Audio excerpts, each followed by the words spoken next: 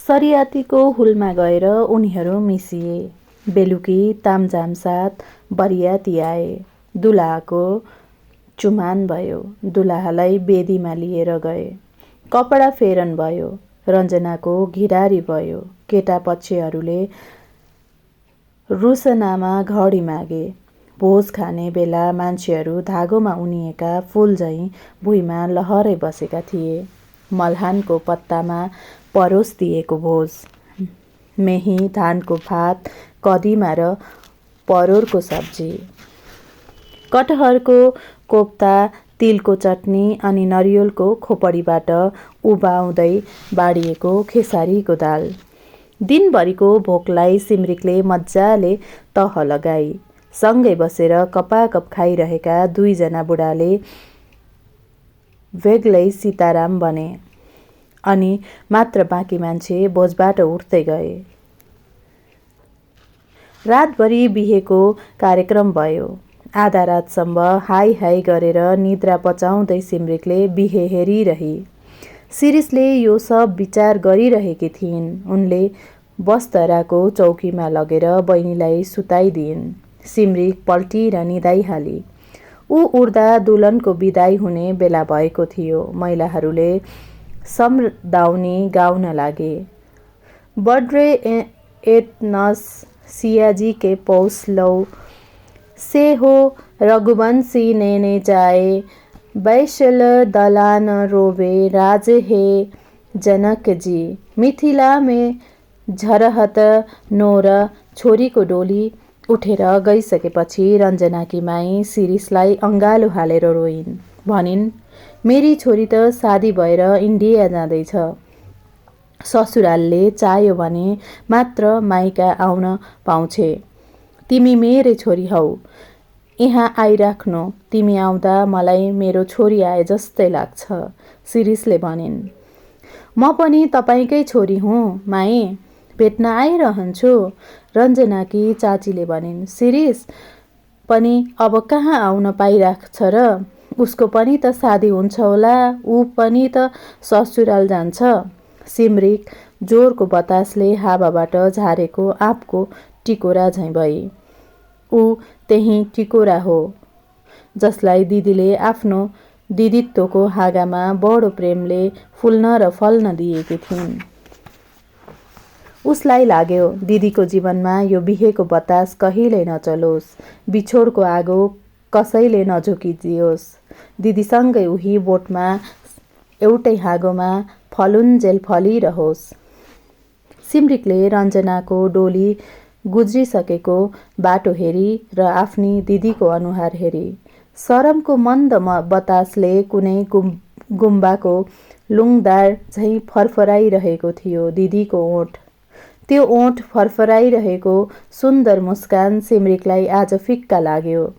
सिम्रिकको अनुहार कुच्चिएको देखियो। पहिलो पटक उसले दिदीसितको एउटा सम्भावित दूरी कल्पी र बाढीले बगाएको कुनै टहरो झैँ एक्लोपनाको वेलमा बग्दै बग्दै कहाँ अनकन्टारमा पुगी।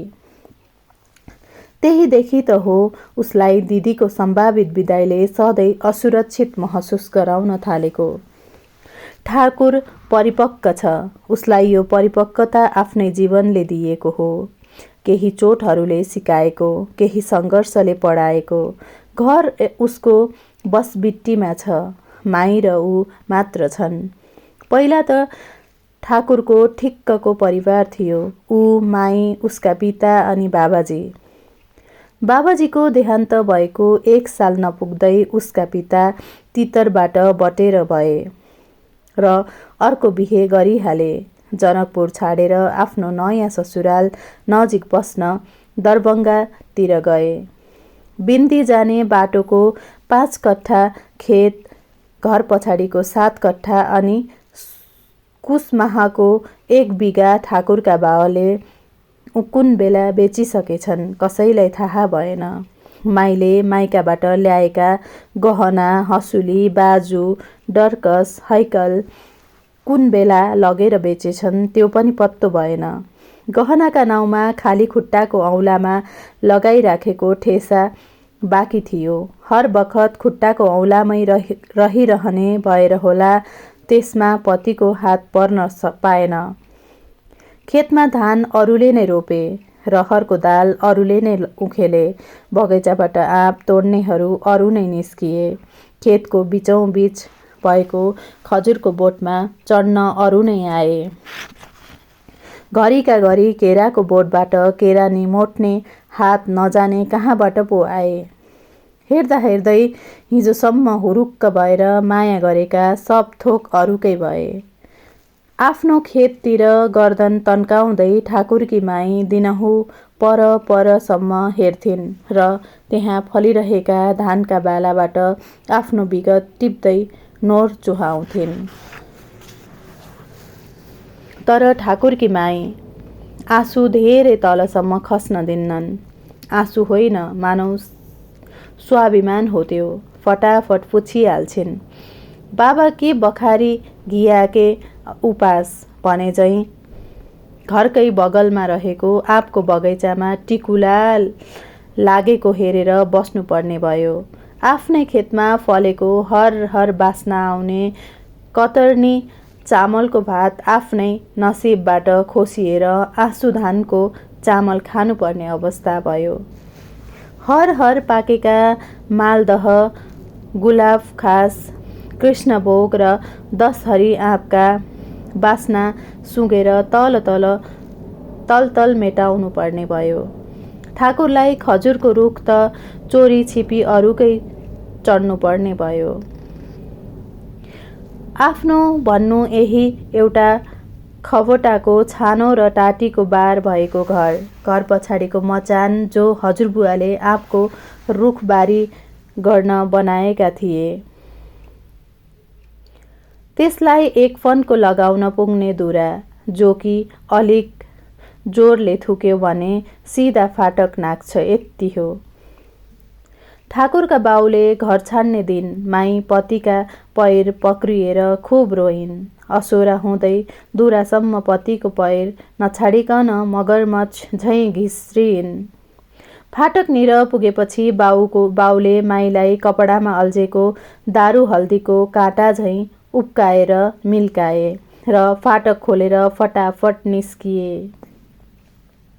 1 घण्टासम्म माई फाटकमै बसेर कुरे झैँ कुरिरहिन्। फाटक बाहिर हेरेर एकहोरो टोलाइरहिन्। पश्चाताप भएर एकैछिनमा पति फर्केर आउँछन् कि भनेर बाटो हेरिन्। जान पहिचान अडोस सबले करुणाको कण्ठध्वनि र सान्त्वनाका शब्दबानी वर्षाए, तर माईले केवल नोर वर्षाइन्। साँझ परुन्जेल पनि ठाकुरका बाउ फर्किएनन्। भित्र पसेर ठाकुरलाई अँगालो हालिन् र छाती सुक्ने गरी रोइन्। आफू एक्लै भए मर्न हुन्थ्यो, छोराको अनुहारले उसलाई मर्न दिएन। माईले एक्लै छोरो हुर्काइन्। सुरुमा दिनहुँ रुन्थिन्, ठाकुरलाई ममतामयी आँखाले हेर्थिन् र दुधमयी खोला जस्तै तनक्क तन्केको जिन्दगी देखेर आफूभित्रै खुम्चिन्थिन्। कसरी हुर्काउने यो कोरुवालाई सम्झिएर कहालिन्थिन्। कैयौँ दिनसम्म पतिको बाटो हेरिरहिन्। असोरामा निस्किएर फाटकतिर चियाउँथिन्। फाटक बाहिरको हरेक आहटमा आफ्नो पतिको प्रत्यागमन खोज्थिन्। अनि असोरामा बसेर विरहको भाकामा 12 मासा गाउँथिन्। चैत हे सखी बेली फुले भमरा लेल निज बास हे, तेजी मोहन गेल मधुपुर हमर कौन अपराध हे। चैत हे सखी बेली फुले भमरा लेल निज बास हे, तेजी मोहन गेल मधुपुर हमर कौन अपराध हे। माईले 12 मासा गाउँदा केही नबुझे पनि ठाकुर उदास भएर सुनिरहन्थ्यो। शब्द र तिनका अर्थ पो ऊ फुटाउन सक्दैनथ्यो त माई दुखी छिन्, बाउ सम्झिएर दिनहुँ पग्लिन्छिन् भनेर नबुझ्ने ऊ कहाँ थियो र। एक दिन उनी आँखाका नोर पुछेर सिलाइ सिक्न गइन्। सिलाइ सिक्दा सिक्दै आफ्नो मन पनि सिलाउन जान्ने भइन्। केही समय सिलाइको काम गरिन्। पछि एउटा सिलाइ मेसिन किनेर असोरामै बसी अडोस पडोस घर गाउँ सबैका लुगा सिलाउन थालिन्। कमाइ थोरै हुन्थ्यो तर सपना ठुला।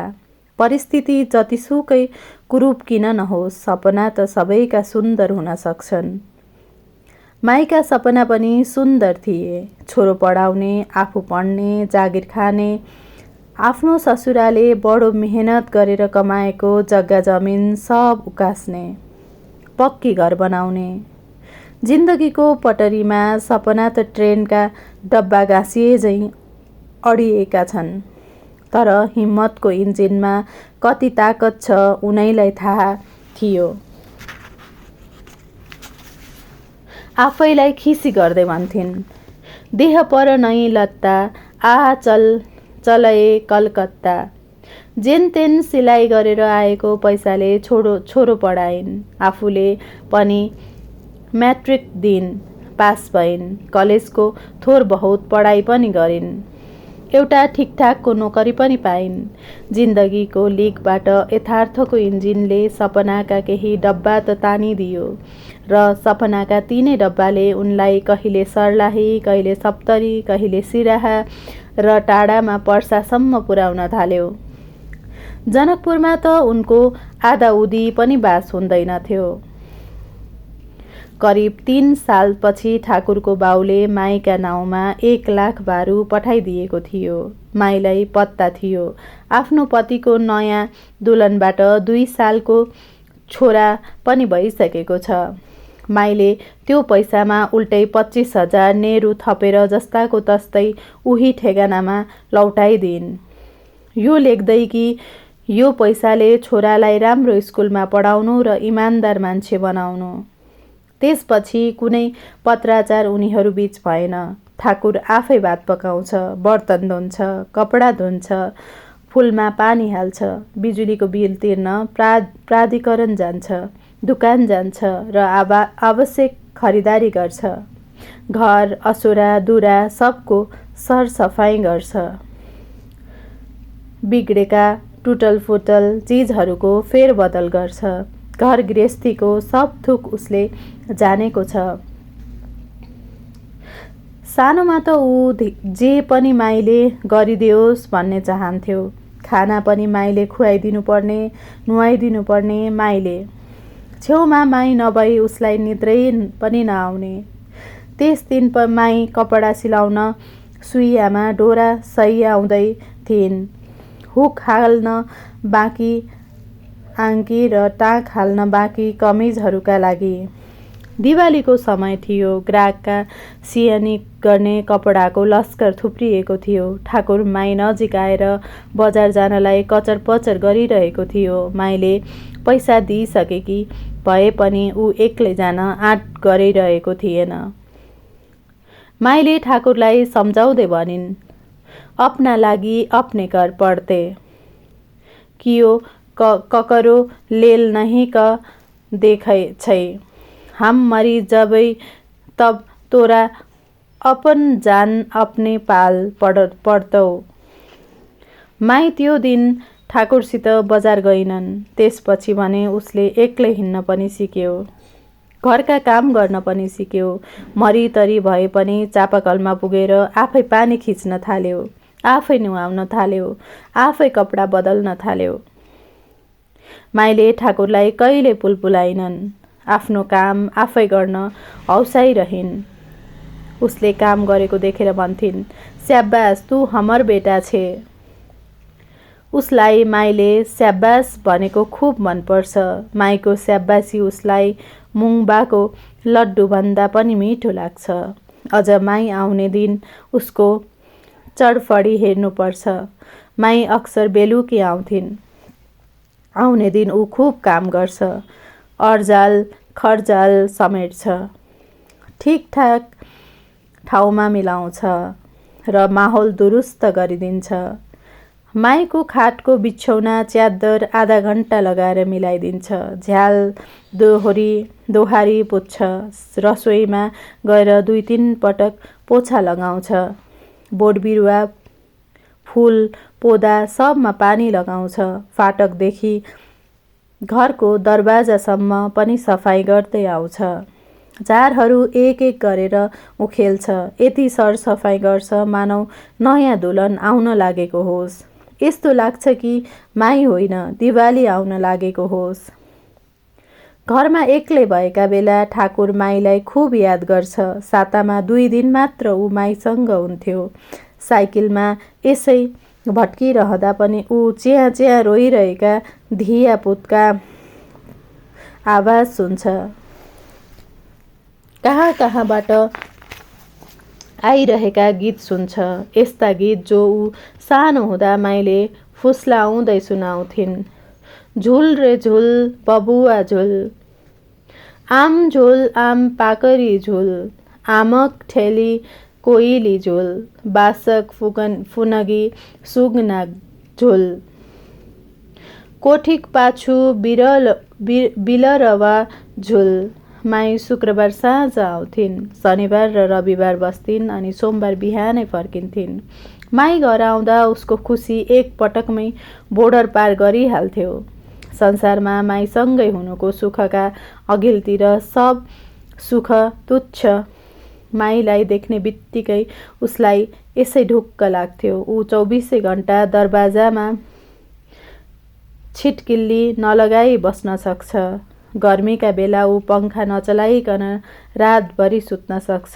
सासमा गाँठो नपारिकन हर कोहीसित बोल्न सक्छ। हिँड्दैन र हिँडेको छैन, तर ऊ आधा रातमा घरबाट निस्किएर जहीँ कहीँ पुगेर आउने हिम्मत राख्छ। काँधो माई उसका लागि चढेर जहाँ पनि पुगिदिन सक्छ। आँट हो माई उसका लागि जे पनि गरिदिन सक्छ। हिम्मत हो माई उसका लागि जस्तै बाधाहरू पनि तोडिदिन सक्छ।